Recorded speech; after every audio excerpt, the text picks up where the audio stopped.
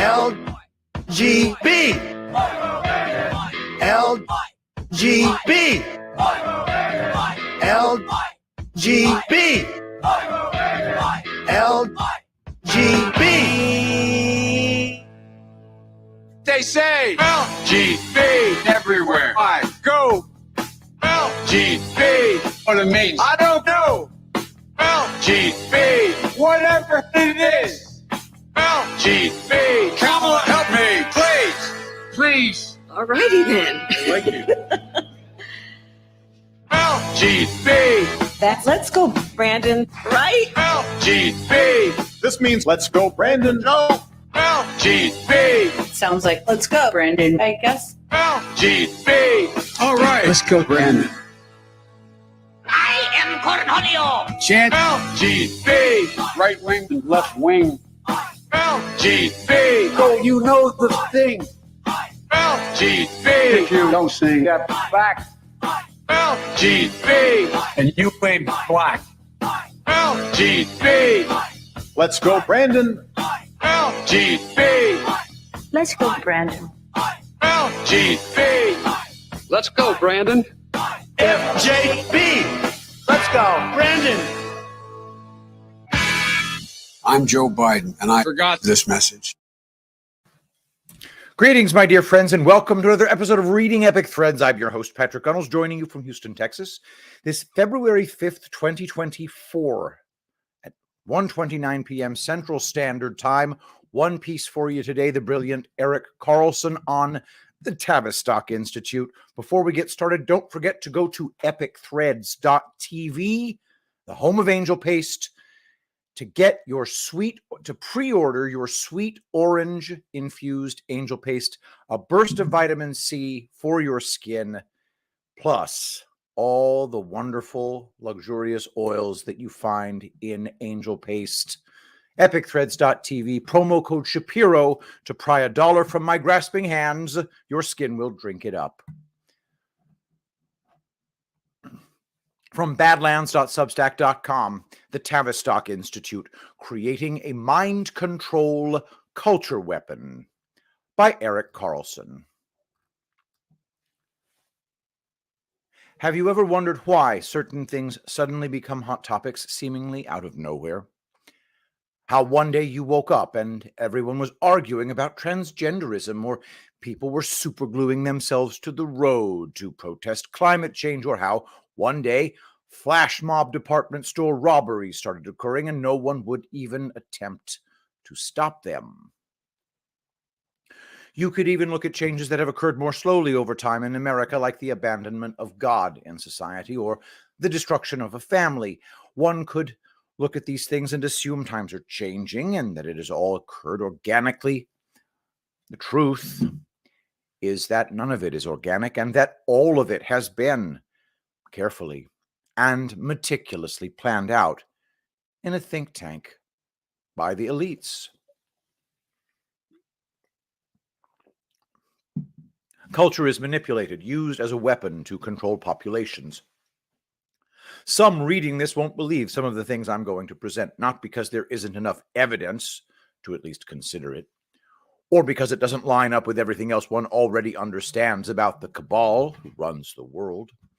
Some will likely reject some of the claims I present because they don't want to believe them. They want to protect the culture they know, kind of like how Lionel and Joyce Dahmer didn't want to believe their son ate people. Last summer, one couldn't avoid hearing about Taylor Swift and her sold-out concerts, how she was single-handedly keeping the economy afloat with her mega tour. I said to my wife during the summer, have you noticed how Taylor Swift is being pushed so hard on us this summer? She said, she's really popular. To which I responded that she's been around for 17 years and all of a sudden she's everywhere. I was able to avoid her for 17 years, but now it is impossible. She's in my face everywhere I turn. I said something is up with her. There is a reason she is currently being pushed so hard. In early September, I sat down with my wife to watch the first game of the NFL season. I fully expected to see a massive number of commercials with Super Bowl winning quarterback Patrick Mahomes. But what I didn't expect to see was even more commercials starring his tight end, Travis Kelce. He was literally on every other commercial they showed during the game. I said to my wife, something is up with Kelce. There's a reason why they are pushing him so hard. The next week, Kelce starred in a Pfizer vaccine ad. I knew something was up with him. The same week, Amazon Prime released a documentary called Kelce about Travis and his brother, who also plays in the NFL. Then it was announced that Travis Kelce and Taylor Swift were dating. She was showing up to all his games, and the camera panned to her in her suite whenever Kelce did anything. 2-yard reception, shot of Swift. At this point, it all came together for me. They were being hyped up to eventually throw their support to dementia patient Joe Biden. Later, I discovered that George Soros bought Swift's music catalog, and she would likely do anything to get it back. More recently, I discovered that our government is going to fund a movie that Travis Kelce wants to make. When and where did all this culture manipulation start? In the late 1800s and early 1900s, psychology as a medical field really took off. While the original intent of it may or may not have been to heal people's minds, it quickly became apparent that psychological techniques could also be used to manipulate and control people. Sigmund Freud was an early pioneer in psychoanalysis. His nephew, Edward Bernays, used psychological techniques he learned from his uncle to create the field of PR, as well as modern advertising. Would you be shocked if I told you that Bernays has a great-nephew named Mark Randolph, who went on to be a co-founder and the first CEO of a company called Netflix? Yes, that Netflix. The one that eventually went on to produce woke material with the Obamas as board members. All a coincidence, of course. Freud's descendant, teaming with the Obamas to create woke material, including the normalization of pedophilia. With the dawning of the field of psychology and more efforts and resources going into understanding the human mind, World War I occurred. As many know, a big part of the war was fought in trenches, bombs exploding while soldiers took shelter and safety. As a result of this war, many soldiers suffered from shell shock, or what we today call PTSD. Symptoms of shell shock include tremors, loss of sight or hearing, and extreme fatigue. The trauma incapacitated many soldiers. I should take a step back and explain that most countries wanted to stay out of the Great War, including the U.S. Great Britain needed help. How could they convince other nations like the U.S. to join with them to defeat Germany? In stepped the Wellington House in 1914, also known as Britain's War Propaganda Bureau. Future Prime Minister David Lloyd George appointed the writer and fellow Liberal Member of Parliament Charles Masterman to head the organization.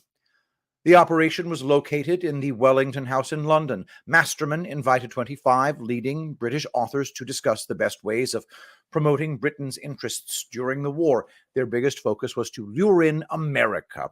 Famous British authors who attended included Arthur Conan Doyle, G.K. Chesterton, Thomas Hardy, H.G. Wells, and, invited but unable to attend, Rudyard Kipling.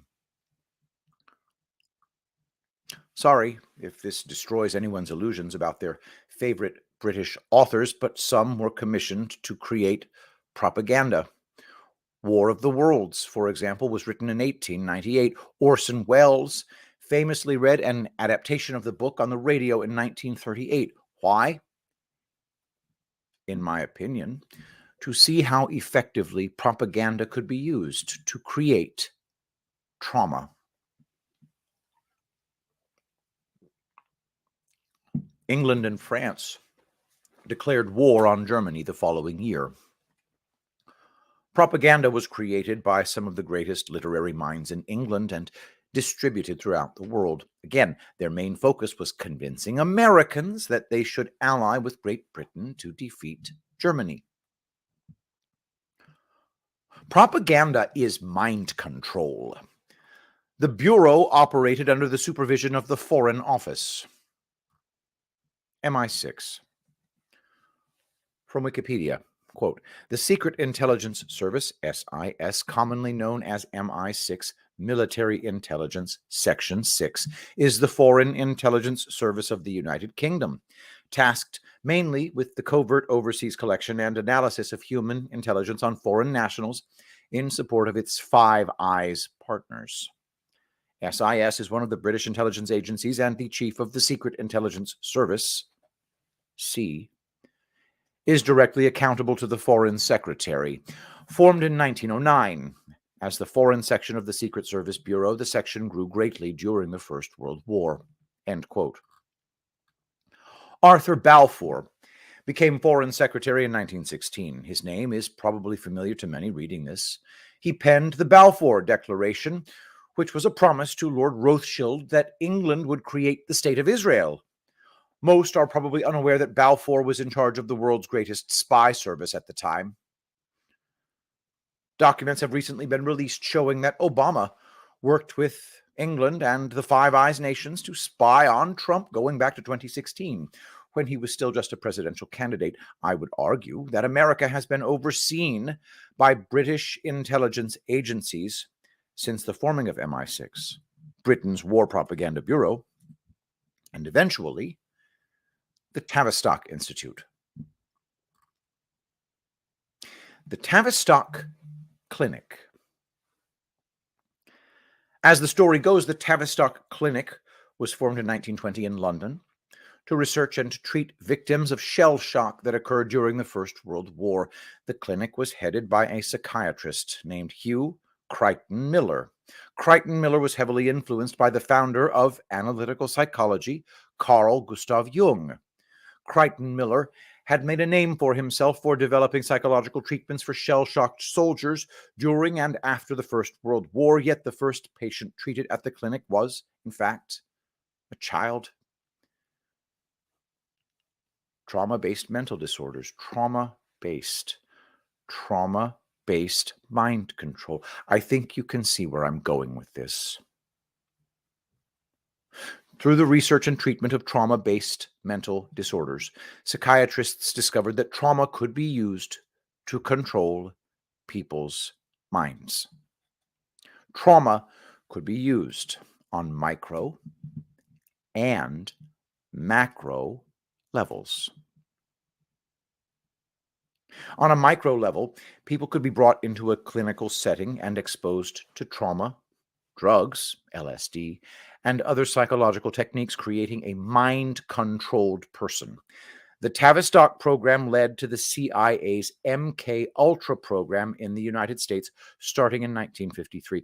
Aldous Huxley, the author of Brave New World, a British author, is said to be the person who introduced America to LSD.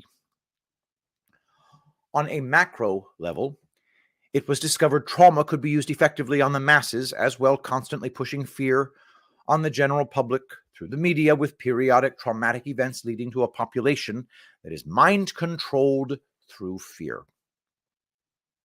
The JFK assassination, 9/11, COVID, all events that opened portals into the human mind to allow more mind control through fear narratives that followed each event. Narratives like climate change and transgenderism got their starts and continued push through Tavistock think tanks. None of the woke craziness experienced in America is organic, and none of it actually originated in America. Don't believe me? How's this for proof? From an independent article published on August 11th, 2022. Quote, Tavistock Gender Clinic facing legal action over failure of care claims. Clinic accused of rushing children, quote, into taking life-altering puberty blockers without adequate consideration or proper diagnosis. The Tavistock Gender Identity Clinic is facing legal action over claims children were misdiagnosed and rushed into transitioning at a young age. The clinic, which is being shut down by NHS England, was criticized by an independent review for the quality of care and services provided to patients who were predominantly young teenagers, expressing an interest in gender transitioning.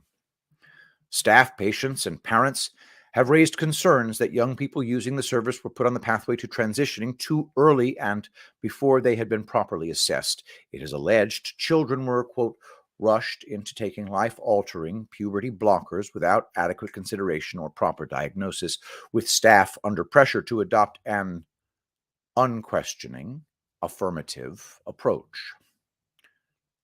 Mass legal action is now being pursued by lawyers against the clinic named the Gender and Identity Development Service, GIDS, which has treated 19,000 children with gender dysphoria since 1989.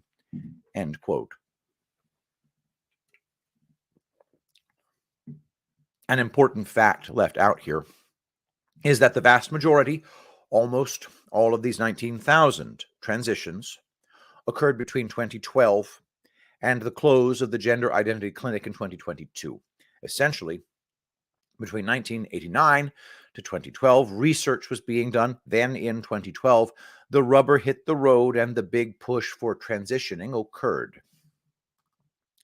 Interesting that at the end of 2012, Obama repealed the Smith-Mundt Act of 1948, allowing propaganda against Americans to become legal again.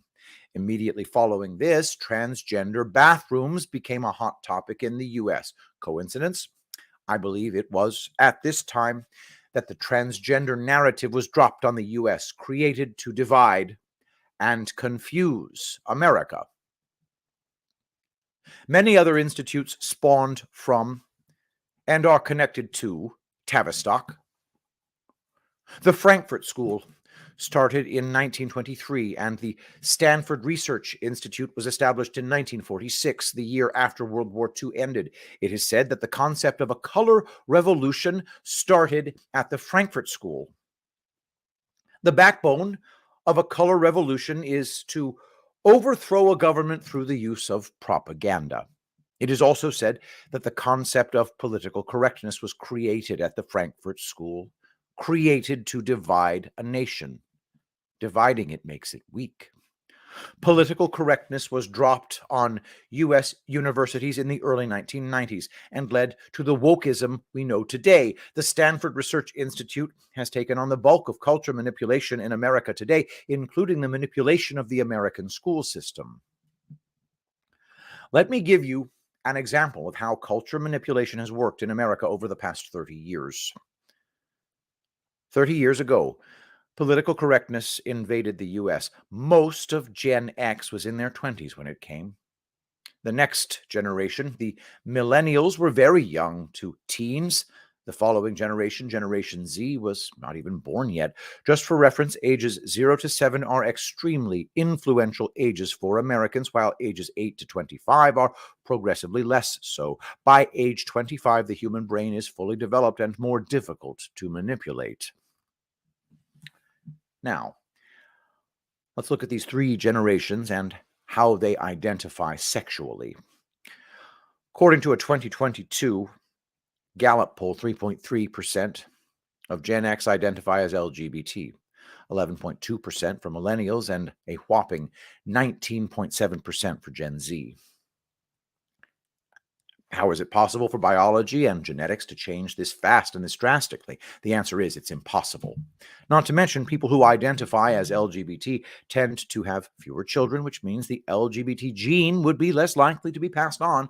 The only explanation is that identifying as LGBT is up 600% in 3 generations because of influence put on people. An important thing to factor in is that this is how each generation identifies today, not 15 or 30 years ago, but today. Another thing to understand is that Tavistock and its founders are big proponents of eugenics, population control. Most of Gen X were in their 20s when political correctness started, and 3.3% identify as being LGBT. Millennials were very young to teens, and it's 11.2%. All of Gen Z were born into political correctness and even wokeness in some cases, and it's 19.7%. In short, the age in which one is influenced greatly determines how influenced they will become. I could do the same for climate change and the fear of it. The age one is when exposed to the climate change propaganda greatly determines how much one fears it. There are always exceptions. Some younger people are less influenced and some older people are more influenced, but generally speaking, the statistics show the age that you're at when you are first influenced plays a big role in molding your beliefs and your perceptions.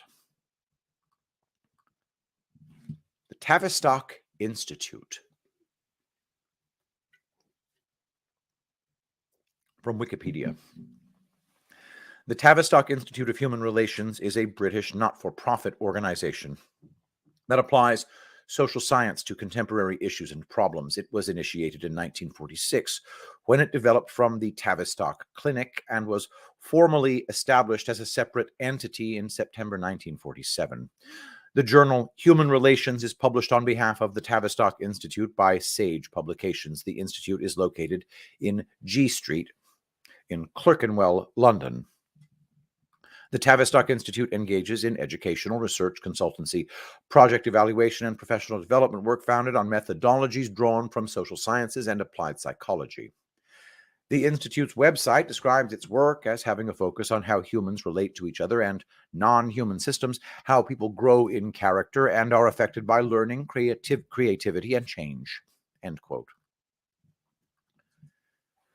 The transition from a clinic to treat soldiers with shell shock to an influential think tank couldn't have happened without major financial donations from the Rockefeller family. Yes, that cabal family.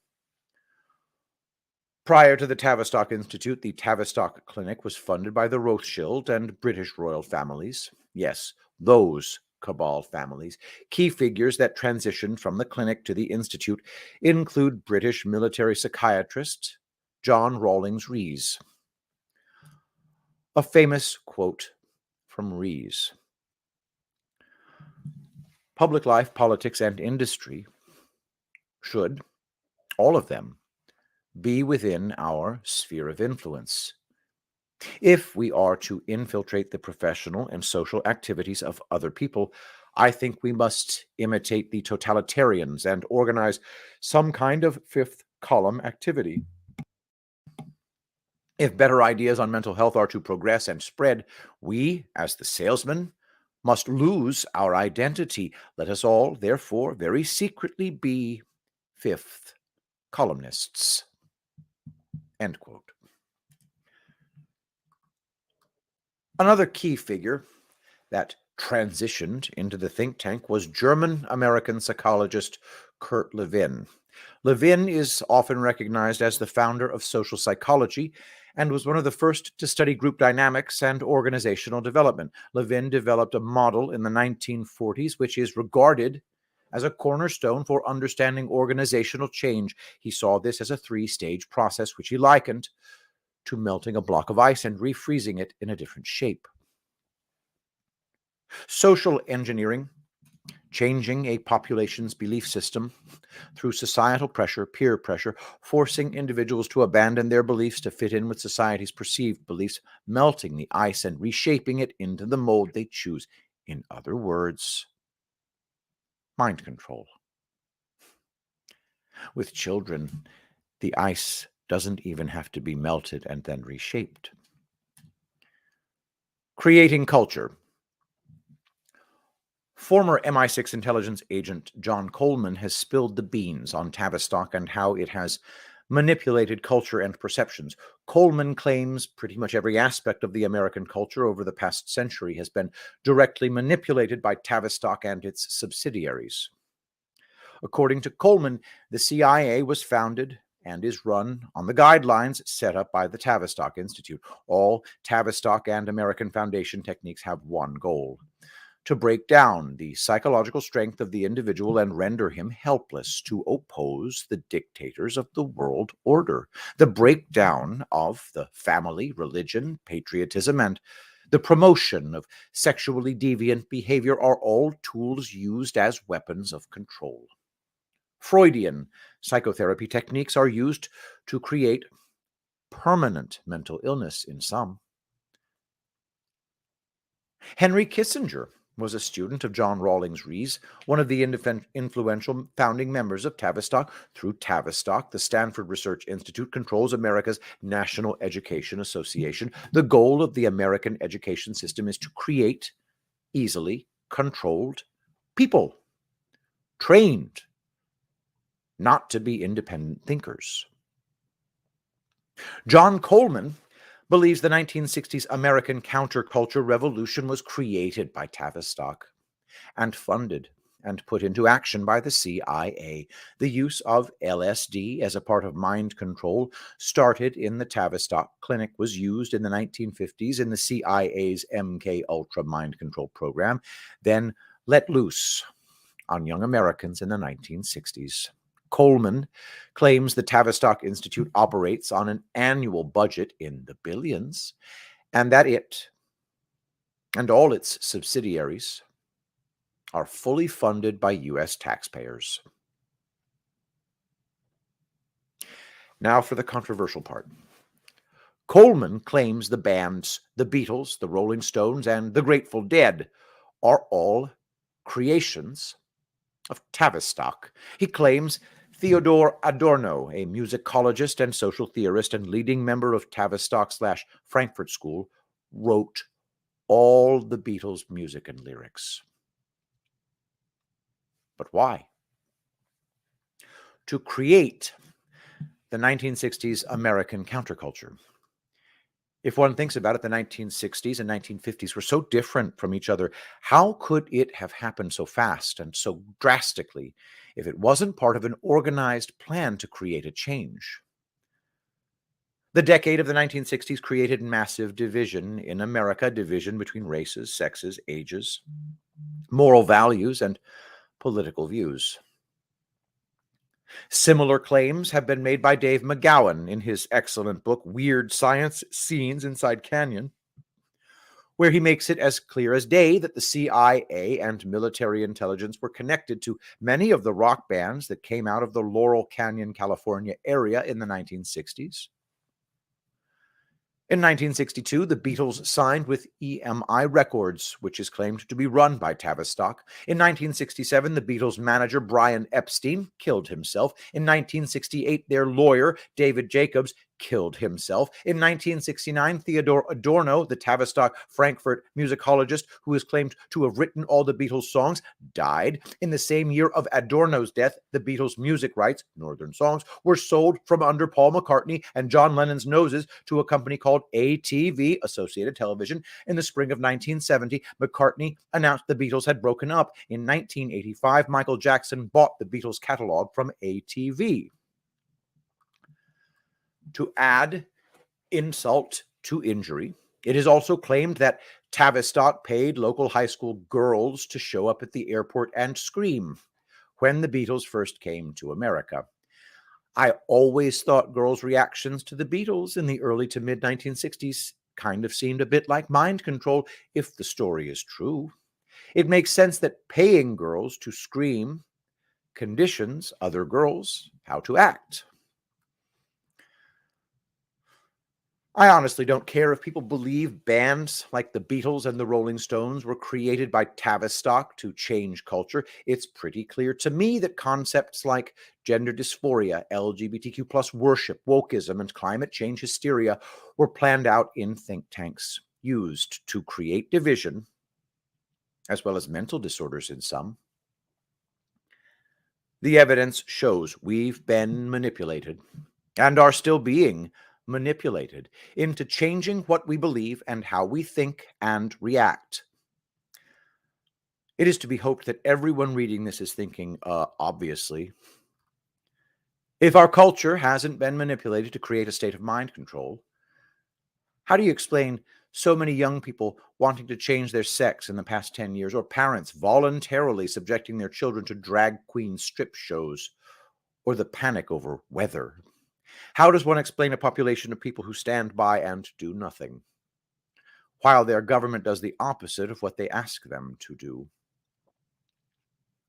And the most strange of them all, how does one explain teenage girls in the 1960s screaming for Ringo Starr? And that is the absolutely brilliant Erik Carlson. To Erik, thank you for continuing your wonderful writing. Don't forget this his blog, erikc.substack.com. That article was featured at badlands.substack.com. Subscribe to both for a paid subscription if you have the means. Don't forget to go to epicthreads.tv. That's epicthreads.tv, the home of Angel Paste. The new Sweet Orange offering is available for pre-order to ship on March 8th. We will probably sell out before March 8th, so go ahead and get yours now. Use promo code Shapiro to pry $1 from my grasping hands. Thank you, everybody, for watching. Thanks to Erik Carlson. Let us pray. Saint Michael the Archangel, defend us in battle. Be our protection against the wickedness and snares of the devil. May God rebuke him, we humbly pray. And do thou, O Prince of the heavenly host, by the power of God, cast into hell Satan and all evil spirits who prowl about the world seeking the ruin of souls. Amen. I love you all. Thank you so much for being here. I'll see you tomorrow.